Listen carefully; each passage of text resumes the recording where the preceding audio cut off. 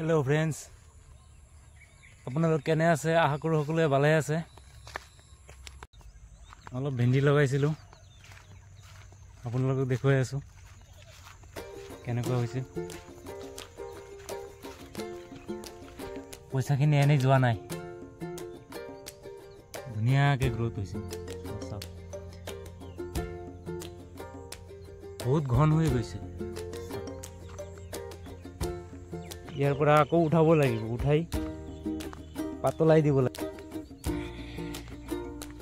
অলপ হেঙা কৰি দিলে তেতিয়া খেতিটো ভাল হ'ব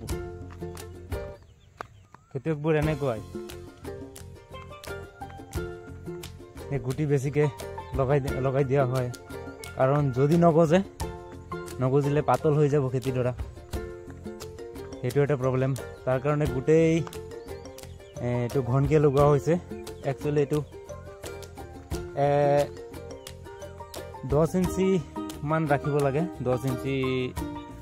অন্তৰে লগাব লাগে কিন্তু বহুত হৈ গৈছে বহুত ঘন হৈ গৈছে 2-3 ইঞ্চি তো আছে এটা কথা হল আমি এনেকৈ লগাব লাগে কিয় লগাব লাগে যদি ফটকে নগজে হেৰেঙা হৈ যাব সেইটো ভয় তাৰ কাৰণে গুটি বেছি আনিব লাগে কৃষকৰ বেছি খৰচা হয় আৰু দোকানীবোৰে বেছি খৰচা কৰিব বিচাৰে ভেন্দি খেতিটো এতিয়া বহুত তিতি আছে ভিজা হৈ আছে একদম